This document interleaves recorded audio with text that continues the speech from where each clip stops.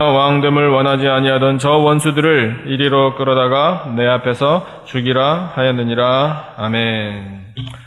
우리 말씀을 듣기 전에 옆에 계신 분의 마음을 좀 열어드릴까요? 1년 동안 수고 많으셨습니다. 이렇게 인사를 좀 하시면 좋겠습니다. 예, 감사합니다. 예, 1년 동안 변함없이 제 옆자리에서 예배를 드려주셨군요. 감사합니다. 예. 여러분, 지금 앉아 계신 그 자리가 고정석 아니죠? 예, 여긴 내 자리. 예, 그래서 다른 사람 앉기만 해봐라. 뭐 이런 거 아니죠? 예. 고정석 없으신 줄로 믿는데, 그래도 대부분은 늘 앉으시던 자리에 앉으시는 것 같아요. 근데 또 그렇게 늘 앉으시는 자리에 앉으시는 것이 또 한 가지 유익이 있습니다. 그러니까 제가 딱 보고 오늘 누가 오셨나, 이게 확인이 금방 되거든요. 예, 그래서 대충 외우고 있습니다. 어느 분이 어디 앉으시는지. 근데 안 보이는 분이 그래서 금방 드러나거든요. 그래서 제 마음속에 가끔은, 이건 여담입니다만, 설교를 하다가 마음이 좀 찬란해져요. 안 오셨네. 예, 왜 오늘 안 오셨을까. 이제 그런 느낌이 가끔 있긴 합니다. 그러나, 우리, 예배 가족들이 지난 1년간 그래도 그 자리를 늘 지켜주시고, 기도하시고, 또 함께, 하나님이 주신 사명을 감당해 주셔서 정말 감사합니다. 이민자로 살아가는 것이 참 녹록지 않은데, 여러분 그렇게 수고하시면서 이 주일에 다 쉬고 싶은데 이렇게 예배 나오실 때 그냥 올 수 없잖아요. 다 준비해서 여러 시간 바쳐서 그렇게 가장 아름다운 모습으로 나오는데 그것도 또 하나의 수고 아니겠습니까? 그런데 그런 수고를 이렇게 즐거운 마음으로 다 감당하시고 예배 드리신 여러분에게 하나님께서 하늘의 신령한 은혜로 다 갚아주실 줄로 믿습니다. 오늘 주신 이 말씀도 그렇게 하나님께서 갚아주시려고 주시는 은혜의 말씀이라고 확신합니다. 주신 말씀 11절 다시 한번 보실까요? 11절을 보시면 그들이 예수님 주변에 있었던 사람들입니다. 제자들과 추종했던 사람들이 이 말씀을 들었다. 이 말씀이 무슨 말씀인가? 삭개오를 만나셔서 삭개오의 집에 가셔서 삭개오에게 구원을 선포하신 그 말씀을 들었습니다. 우리가 안 읽었지만 바로 앞에 10절에 이렇게 예수님이 말씀하셨네요. 10절을 한번 같이 읽어볼까요? 시작. 인자가 온 것은 잃어버린 자를 찾아 구원하려 함이니라. 아멘. 미리 말씀드립니다. 이 10절이 내년도 우리 교회의 표 구절입니다.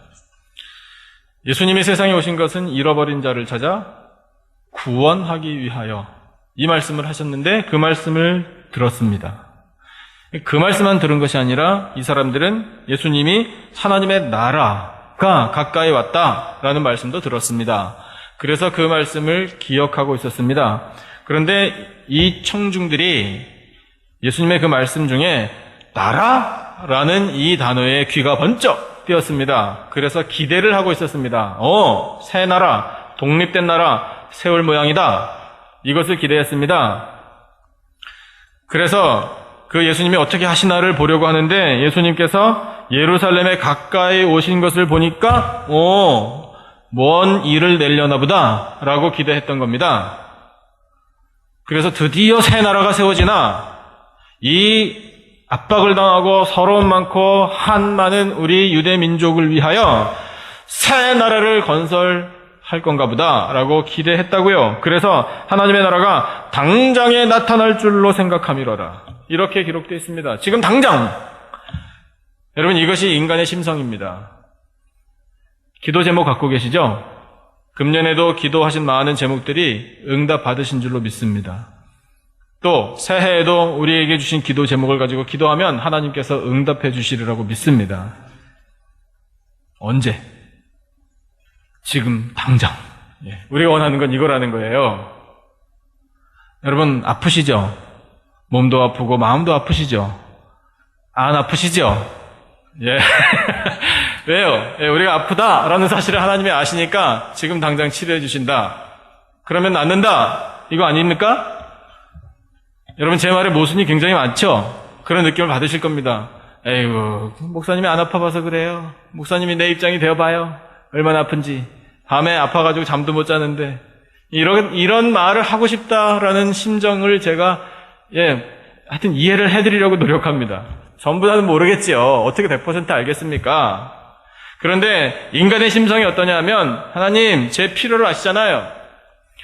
하나님, 저에게 돈이 필요한 거 아시고 건강이 필요한 거 아시고 실력이 필요한 거 아시잖아요.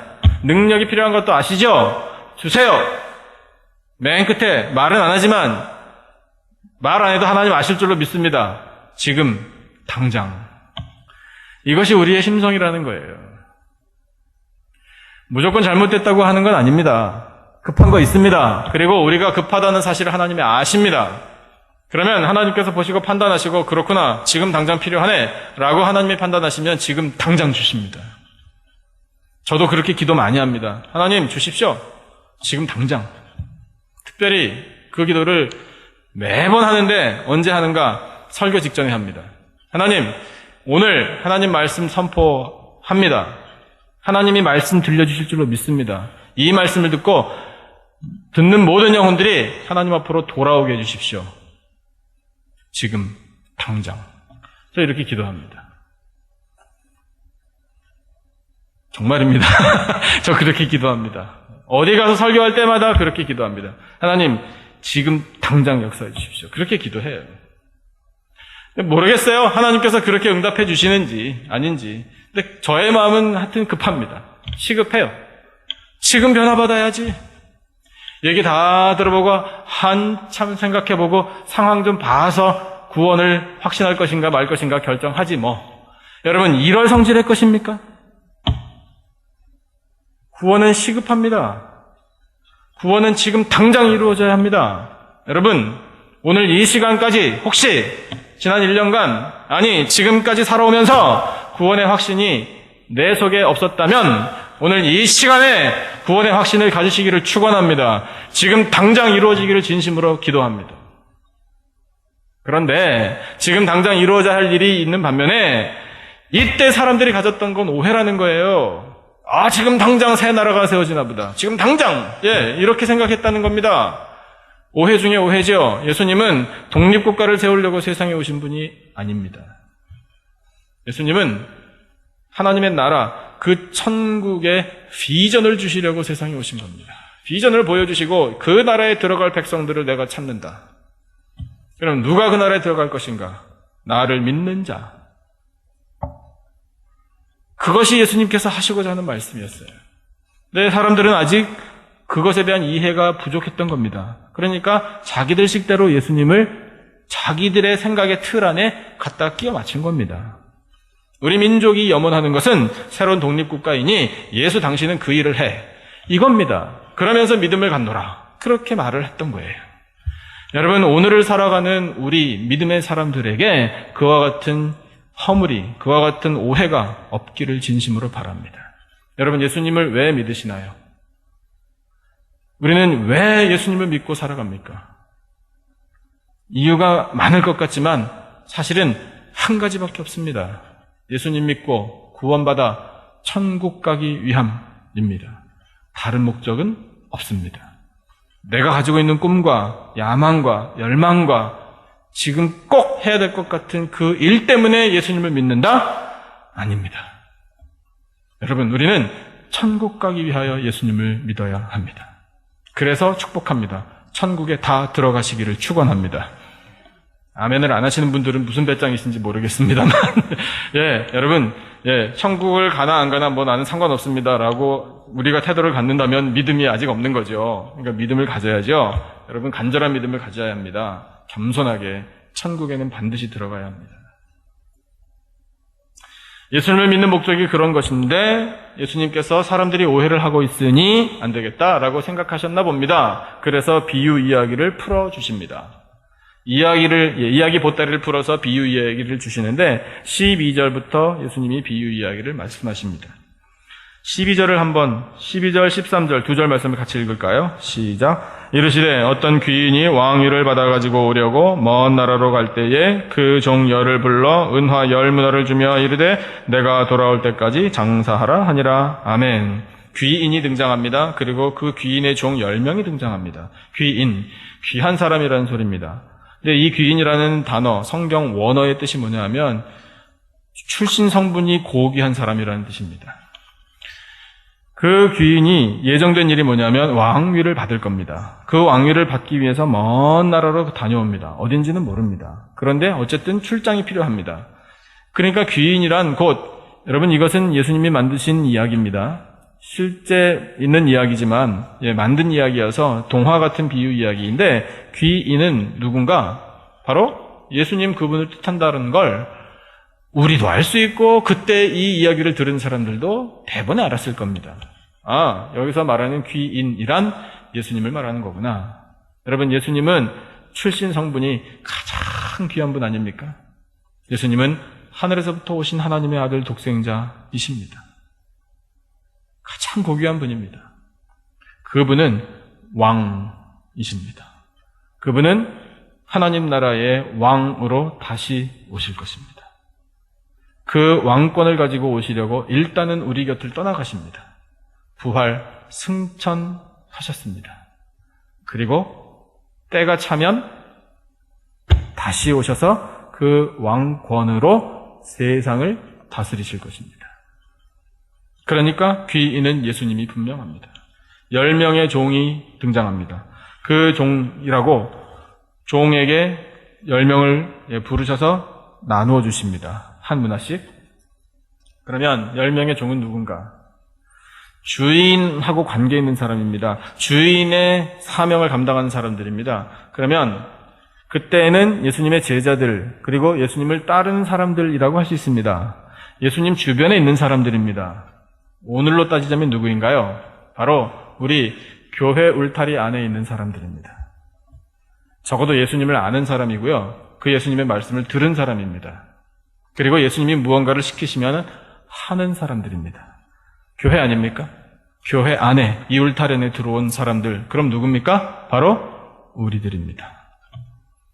그런 의미로 비유해 주십니다.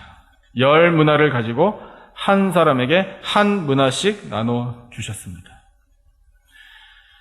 이 비유 이야기를 듣자마자 우리는 금방 생각해낼 수 있는 다른 비유 이야기가 있습니다. 마태복음 25장에 나오는 달란트 비유 이야기 생각나시죠? 취지가 비슷한 것 같습니다. 그런데 상당히 많이 차이가 납니다. 일단은 달란트 비유를 조금 생각해보면 받은 것이 다릅니다. 그렇죠? 5달란트, 2달란트, 1달란트 이렇게 차등을 두어서 주인이 줍니다. 차등을 어떻게 두었나? 각각 그 재능대로 두었다라고 성경에 기록되어 있습니다. 그런데 이 본문에서는 모든 종들이 똑같이 한 문화씩 나눠 받았습니다.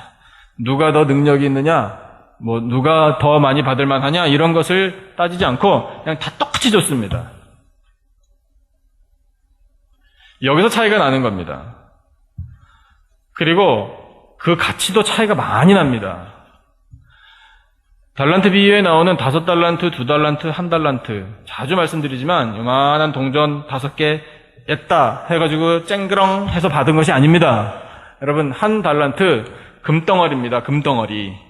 킬로그램으로 환산하면 34kg짜리 금덩어리입니다. 1달란트가요. 들어는 보셨나요? 혹시 34kg짜리 금덩어리? 와, 그 정도 한번 만져보신 분이 계시면 그 손 참 한번 만져봤으면 좋겠습니다. 저는 보통 가치가 큰 것이 아닙니다. 1달란트만 해도요. 그런데 그것을 5덩어리? 무게가 다른 겁니다. 그런데 한 문화는 얼마냐면 100데나리온. 1데나리온은 보통 노동자, 육체 노동자가 하루 일하여 하나도 안 쓰고 가지고 있을 만한 받은 돈. 그러니까 100데나리온이면 100일치의 임금, 하나도 안 쓴 그 정도 금액. 그러니까 3개월이 좀 넘는 그런 기간 동안 일해서 번 돈입니다. 그러니까 적지 않습니다.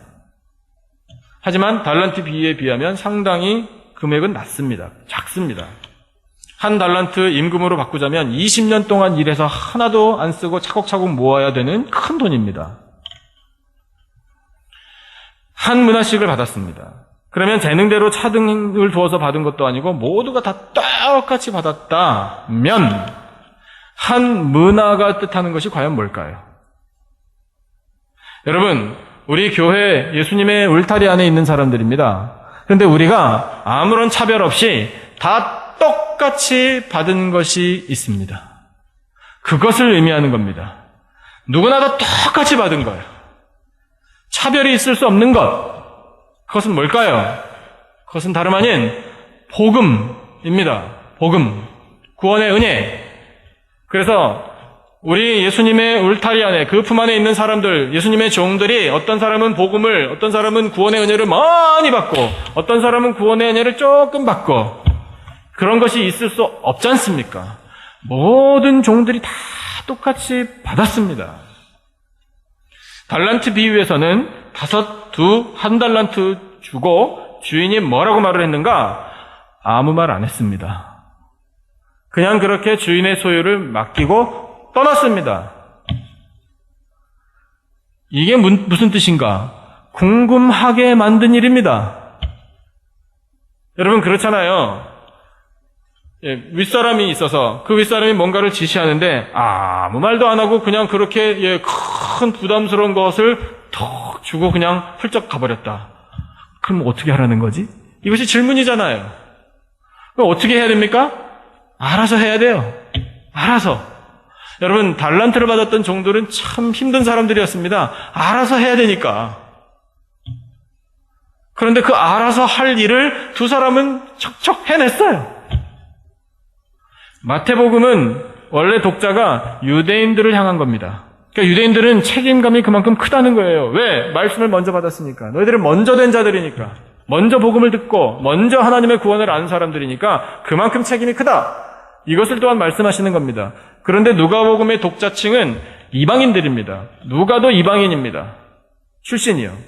그래서 이방인들이 이해하기 쉽도록, 접근하기 쉽도록 복음서도 그렇게 하나님께서 기록하게 하신 겁니다. 부담이 좀 적습니다.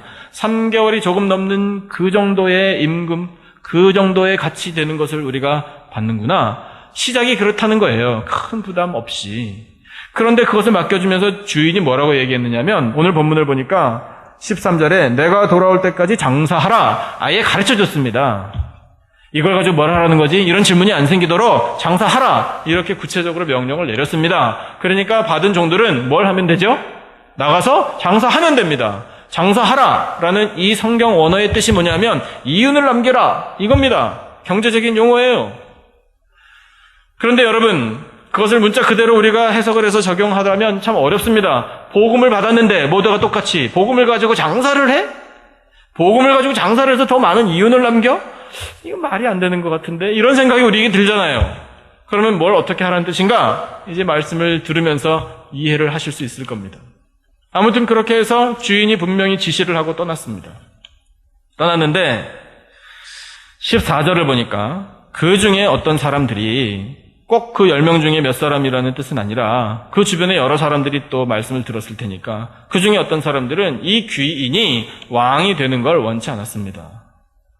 그래서 귀인이 떠날 때 다른 사람들을 같이 그 뒤에 딸려 보냈습니다. 보내서 그 귀인, 왕이 될 주인에게 이렇게 메시지를 전했습니다. 우리는 당신이 왕 되는 걸 원치 않습니다. 그런 메시지를 전했어요. 기분이 되게 나빴겠죠. 그런데 주인은 거기에 대해서 한마디 대답을 하지 않습니다. 그러거나 말거나 일단 가서 왕권을 받아가지고 돌아옵니다. 여러분 여기에도 예수님께서 하실 일이 그대로 적혀 있는 겁니다. 여러분 예수님이 세상에 오셨을 때 만 백성이 환영한 거 아닙니다. 거절했습니다. 그리고 조롱했습니다. 예배에 열심히 참여하신 분들은 말씀을 다 들으셨기 때문에 이해하실 겁니다. 예수님이 얼마나 출생 때부터 큰 멸시와 조롱을 당하셨는지 아실 겁니다. 거부했습니다. 당신이 왕 되는 걸 원치 않습니다. 라고요. 그러거나 말거나 예수님께서는 계획하신 일을 추진하셨습니다. 십자가 사역을 감당하셨고 부활하셨고 승천하셨고 다시 오실 것입니다. 그 예수님의 예정에는 변함이 없습니다. 그래서 그냥 그 강한 추진력을 가지고 이 귀인이 왕이 되어서 돌아왔습니다. 돌아와서부터 이제 일이 생기는 것을 통해 우리가 깨달음을 얻을 수 있는 거죠. 15절을 같이 읽겠습니다. 한 목소리로 시작. 귀인이 왕위를 받아가지고 돌아와서 은화를 준 종들이 각각 어떻게 장사하였는지를 알고자 하여 그들을 부르니 아멘. 여러분 이 말씀 우리가 정말 가슴에 새겨야 하고요. 사실은 부담도 느껴야 합니다. 왕이 돌아오셔서 각 사람과 결산하십니다. 왕이 돌아오셨을 때 잔치만 하는 거 아닙니다. 여러분, 예수님이 심판주로 재림주로 세상에 오시면 모든 인생을 두 그룹으로 분류하십니다. 한 그룹은 칭찬과 상급을 받을 그룹, 나머지 한 그룹은 심판과 멸망을 받을 그룹, 한 그룹은 그래서 천국에 들어갈 그룹, 또 다른 그룹은 지옥으로 떨어질 그룹, 두 부류로 나누십니다. 그렇게 나누시기 위하여 각 사람을 심판대 앞에 세워놓으시고 너는 내가 맡겨준 한 문화로 무엇을 어떻게 했느냐 결산하십니다. 여러분, 결산하시는 그 날, 그때에는 다시 한 번만 기회를 주십시오. 아니에요. 그런 거 없습니다. 예수님이 다시 세상에 오셔서 우리를 심판대 앞에 각각 불러놓으시고 결산하실 때에는 다시 기회 없다고요. 마지막으로 찬스를 주겠다 이런 거 없습니다. 무자비입니다. 무자비. 용서 없습니다. 그때까지 한 것으로 끝나는 겁니다. 그러면 그날이 언제입니까? 아무도 모릅니다. 아무도 모르니까 우리는 어떻게 해야 하나요? 그날 심판대 앞에 그 결산의 자리에 섰을 때 주님 이렇게 남겼습니다 라고 들을 수 있도록 준비해야 한다는 것입니다. 언제? 지금 당장 바로 이때 우리가 적용해야 합니다. 지금 당장 해야 합니다. 준비를요. 지금 당장 나아가서 허락하신 문화를 가지고 장사하여 이윤을 남겨야 합니다. 지금 당장. 이것이야말로 시급한 것입니다. 뒤로 미룰 성질의 것이 아닙니다. 그때 가서 다시 용서를 구하고 다시 자비를 구하면 되겠지. 천만의 말씀. 여러분, 오늘 우리가 읽은 본문 후반부에 나오는 그 준엄한 심판을 보십시오. 내 앞으로 끌어다가 죽여! 이겁니다. 무자비입니다. 무자비. 내가 왕 되는 것을 원치 않았다고? 그때는 내가 듣고 아무 말 안 했지. 그러나 내가 왕이 되어서 돌아왔을 때 나의 왕위를 거부한다? 죽음입니다. 죽음.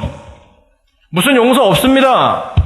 여러분, 심판주 재림주가 다시 오시면 복받을 사람들이 분명히 있어서 그 사람들은 상상치도 못할 큰 상급과 칭찬을 받을 줄로 믿습니다. 그러나 반면에 이것을 거부하고 게으르고 악한 종으로 살았다면 그 심판의 칼날을 면할 사람이 없는 겁니다. 여러분, 그러므로 우리는 기대하는 마음과 두려운 마음 두 마음 동시에 가져야 합니다. 그러나 우리를 위하여 예비하신 큰 상급이 있다라는 사실을 믿고 소망을 품고 충성하면 되는 겁니다. 첫 번째 종을 만나서 결산할 때 첫 번째 종이 주인이여 당신의 문화로 10문화를 남겼나이다 이렇게 보고합니다. 두 번째 종을 불렀습니다. 주인이여 당신의 문화로 5문화를 만들었나이다 이렇게 보고했습니다. 두 종의 공통점이 있죠. 남겼다라는 사실입니다. 그리고 장사하라라는 말씀에 순종했다는 사실입니다. 또 더 중요한 건 뭐냐면 이 문화는 주인님 당신의 것입니다. 내 거 아닙니다. 라고 고백한 겁니다. 여러분, 우리가 살아가는 동안에 누리는 우리의 생명과 우리의 재산과 우리의 실력과 우리의 경험과 우리가 가지고 있는 모든 자원들은 다 하나님 것인 줄로 믿습니다. 내 거 아닙니다. 우리가 사는 동안에 우리는 청직이어서 맡아서 관리할 뿐입니다. 그러면 그 관리한 것을 통해서 결실을 거두어 심판주, 우리의 왕이 돌아오셨을 때 드리면 됩니다. 그러면 그 왕께서 무엇을 주시나? 그래, 10고을 권세를 차지하라. 그래, 5고을을 너도 차지하라. 여러분, 10문화 남긴 것과 10고을 권세를 차지하는 것과 비교가 됩니까? 어떤 것이 큽니까? 10고을 다스릴 권세, 이렇게 표현할 만큼 큰 상을 주겠다. 이것이 예수님의 마음이라고요. 하나님 나라에 들어가는 백성들에게 하나님께서 이렇게 큰 상급과 칭찬을 내려주실 줄로 믿습니다. 그러니 기대를 하라. 이것이 하나님의 말씀입니다. 그런데 마지막에 만난 사람, 이 사람은 주인이여, 주인의 당신의 한 문화, 여기까지는 좋았습니다. 그거는 인정했는데 문제가 뭐냐면 수건으로 쌓아두었었나이다라고 보고를 합니다. 거기까지만 말했었으면 어쩌면은 예수님께서 어떤 교훈의 말씀을 주시고 다시 새롭게 하셨을까? 기회는 없으니까 무슨 조치를 어떻게 취하셨을지 모르겠지만 그러나 그 다음에 하지 말아야 할 말을 하고 말았습니다. 뭐라고 말을 했는가? 21절 한번 같이 읽어볼까요? 한 목소리로 시작. 이는 당신이 엄한 사람인 것을 내가 무서워함이라 당신은 두지 않은 것을 취하고 심지 않은 것을 거두나이다. 아멘이라고 말하기에는 참 어려운 그런 구절입니다. 핑계를 대지요. 달란트 비유에 나오는 한 달란트를 땅에 묻었다가 고스란히 다시 돌려드린 그 종이 들은 이야기, 그 종이 내뱉은 말과 일맥상통합니다. 그런데 여러분, 이 말씀을 가만히 보면 주인에 대해서 내가 파악해 보건대 당신은 이런 사람입니다. 너무 무섭습니다. 그리고 당신은 손가락도 까딱 안 합니다. 힘든 일은 다 정돈시키고 거기서 나오는 이득은 혼자서 다 취하는 아주 이기적인 사람입니다. 라고 말하는 거잖아요. 그리고 이 한 문화를 가지고 아무것도 하지 못하게 한 건 당신 책임입니다. 언제 내가 문화 달라고 그랬습니까? 책임을 전가하는데 감히 주인에게 책임을 전가합니다. 여러분, 책임을 전가하는 죄는 뿌리가 아주 깊습니다. 그리고 오래된 죄입니다. 원죄 중에 하나입니다. 스크린에 창세기 말씀 한번 같이 보실까요? 증거가 있거든요. 창세기 3장 12절입니다. 같이 한번 읽어볼까요? 시작. 아담이 이르되 하나님이 주셔서 나와 함께 있게 하신 여자 그가 그 나무 열매를 내게 주므로 내가 먹었나이다. 그 다음에요. 13절도요. 여호와 하나님이 여자에게 이르시되 어찌하여 이렇게 하였느냐? 여자가 이르되 뱀이 나를 깨물어 내가 먹었나이다. 아멘이라고 하기에도 좀 역시 힘든 구절들이에요. 12절로 다시 가볼까요?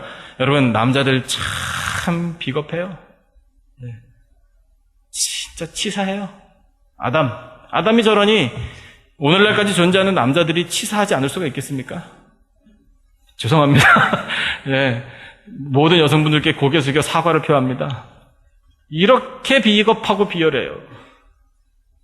하나님이 부르셨습니다. 누구를? 아담을 부르셨습니다. 아담아, 하와야, 너희들이 어디 있느냐라고 말씀하지 않으셨습니다. 아담아, 네가 어디 있느냐라고 아담을 부르셨습니다. 그 뜻이 뭡니까? 죄 지은 거 하나님께서 다 보셨거든요. 잘 따먹는구나. 네, 다 보셨습니다. 보시고 나서 아담을 부르셨어요. 뜻이 있잖아요. 네 책임이야. 이거잖아요. 그리고 아담을 책망하시고 아담에게 책임을 물으시니 아담이 이렇게 대답했습니다. 뭐라고요? 하나님이 주셔서 나와 함께 있게 하신 여자, 그가 그 나무 열매를 내게 주므로. 누구 탓? 1차적으로 마누라 탓. 저 여자 탓.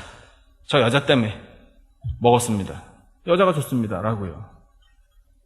그것도 비겁한데 감히 정말 겁도 없이 하나님이 주셨지 않습니까? 여자를. 이렇게 말하고 있는 겁니다. 이 말씀 속에 담겨있는 아담의 마음이 읽혀집니다. 남자라서 그런가 봐요. 이렇게 말하고 싶은데 돌려서 말한 겁니다. 제가 언제 여자 만들어 달라고 그랬습니까? 이렇게. 저 잠잘 때 하나님이 뼈 빼가지고 하나님 마음대로 만들었잖아요. 제가 언제 여자 달라고 했습니까? 혼자 살게 내버려 두지. 그랬으면 안 먹었을 수도 있는데. 누구 탓? 하나님 탓. 문화는 왜 줘가지고? 종이. 뭐하러 쓸데없이 문화를 줘서. 안 줬으면 별일 없었을걸. 왜 아무것도 안 했다고 이제 와서 나를 책망합니까?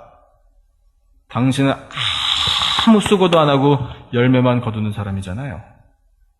이기적인 주인.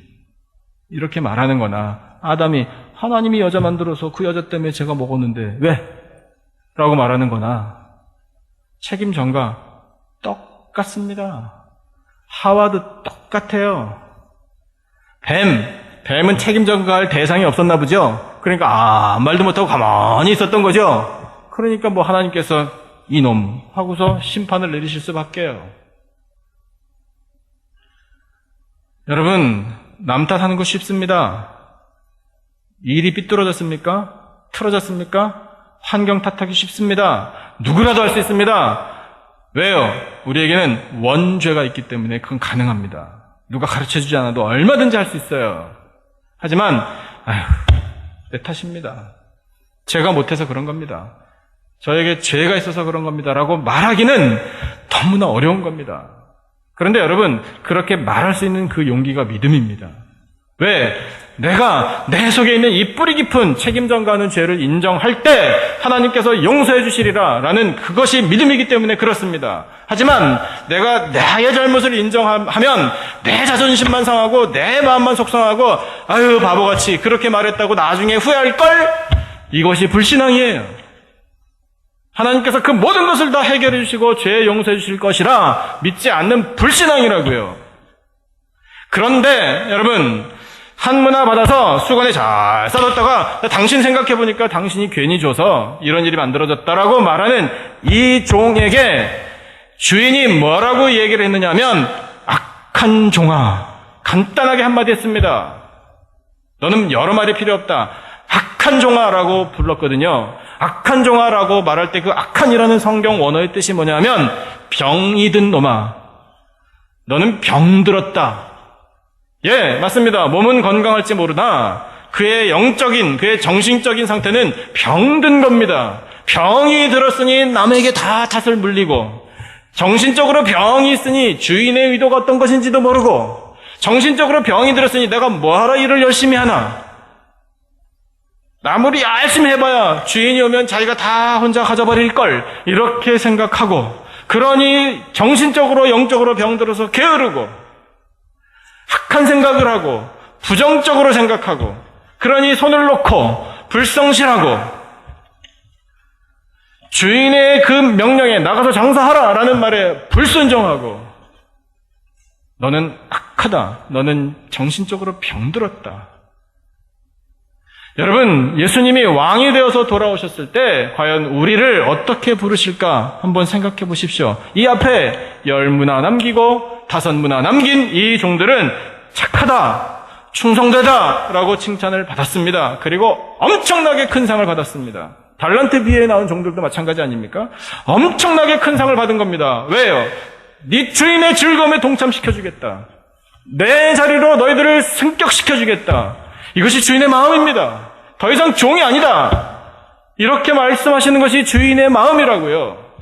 그것을 다 예비해 놓고 계신데 우리가 그것을 전혀 알지도 못하고, 주인이 종을 얼마나 아끼고 사랑하고 얼마나 많은 배려를 하려고 하는지 그런 거는 전혀 아랑곳하지 않고, 불성실하고 게으르고 악한 생각하고 부정적으로 생각하고 남 탓이나 하고 그러고 앉아있으면 왕이 돌아오셨을 때 우리가 받을 것은 심판밖에는 없습니다. 그래도 참 일말의 희망이 조금 보이는 건 뭐냐면 그 문화를 그냥 뺏어서 10문화 남긴 종에게 그냥 준 것뿐입니다. 너는 밖에 나가 슬피 울면서 이를 갈고 있어야 돼 라고 추방까지는 안 당했네요. 그러니까 여기에 담겨있는 뜻이 뭔지는 정확하게는 모르겠습니다. 자비를 주시는 건가? 하지만 그렇지 않다라는 것을 또 우리가 알 수 있는 건 뭐냐면 맨 마지막 말씀입니다. 나의 왕됨을 원치 않았던 사람 심부름까지 보내서 당신 왕되는 거 원치 않습니다라고 메시지까지 전해주었던 그 인간들을 데려와 내 앞에서 죽여. 이 말씀을 볼 때 수건으로 한문화 쌓아두었던 종이 어떤 마음을 가질지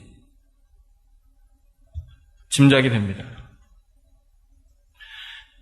여러분, 예수님께서 세상에 처음 오셔서 하늘의 왕으로 오셔서 우리에게 평강과 사랑과 소망과 기쁨을 무한 베풀어 주셨습니다. 그래서 우리는 이 성탄절의 기쁨을 만끽합니다. 그러나 여러분, 이것은 그렇게 해서 즐겁다 즐겁다, 평안하다 평안하다, 세상이 다 이 노래로 가득하구나, 좋은 게 좋은 거구나 해서 끝날 일이 아닙니다. 여러분, 왕으로 세상에 다시 오실 그 주님은 우리를 만나셔서 우리와 결산하실 겁니다.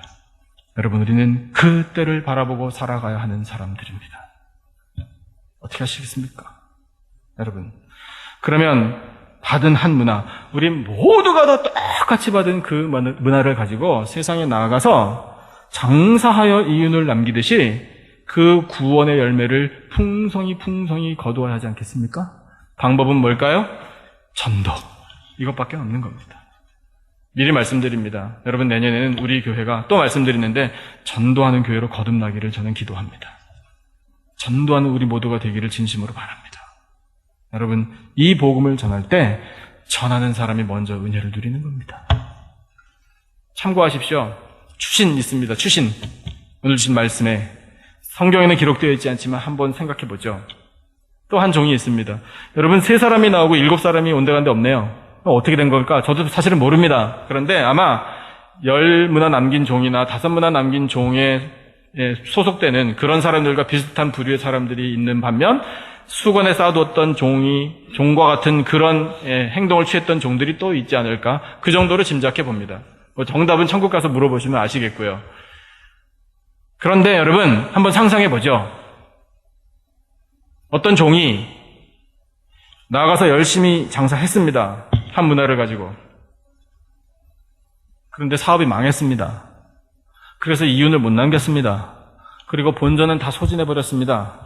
그랬는데 이 주인이 왕위를 가지고 또 오셨습니다. 회개하자, 결산하자 했습니다. 그러면은 두려운 마음으로 섰습니다. 이 본전을 다 소진해버린 이 종이요, 남기지도 못하고 섰거든요. 섰을 때 그대로 말씀 다 드려야죠. 사실은 제가 장사하라 말씀하셔가지고 그 말씀에 따라서 나가서 열심히 장사를 했는데 망해버렸습니다. 이렇게 말씀드릴 수밖에 없죠. 그런 종이 있다면 왕이신 예수님께서 뭐라고 말씀하실까요? 그래, 죽어 이러실까요? 아니면 괜찮아 이러실까요? 1번입니까? 2번입니까? 2번이죠. 여러분, 예수님께서 오셔서 관심 있게 보고자 하시는 건 얼마를 남겼는데 10이야, 5이야, 3이야, 4이야? 아닙니다, 여러분. 얼마를 남겼느냐가 중요한 게 아니라 충성했느냐? 장사하라는 그 말에 순종했느냐? 얼마나 열심히 했느냐? 얼마나 성실하게 주인의 뜻에 따랐느냐? 이것을 보시는 것이지 얼마를 남겼느냐 도대체 숫자 노름하시는 거 아닙니다, 여러분. 그러므로 우리에게 소망이 있다는 겁니다. 여러분, 허락하신 이 복음, 이 구원을 가지고 성실하게 충성스럽게 사명 감당하시기를 축원합니다. 나아가서 복음을 전하면 뒷일에 하나님께서 책임져 주십니다. 성령께서 듣는 마음대로 움직여 주신다고요. 그렇게 되어가는 그 역사를 바라볼 때 여러분, 이 문화를 받아서 충성한 사람들 기뻐서 기대감을 가지고 나에게 주실 상급과 칭찬을 기대하면서 열심히 살지 않겠습니까? 여러분, 은혜 누릴 수 있는 비결입니다. 허락하신 이 말씀을 통해 왕이 되어 돌아오실 예수 그리스도, 그분을 고대하면서 그분이 오셨을 때 오시자마자 대번에 내어드릴 수 있는 이 풍성한 결실을 맺어가며 구원의 열매를 풍성히 거두어가며 그렇게 영광 돌려드리는 저와 여러분의 충성스러운 삶이 되기를 주님의 이름으로 축원합니다.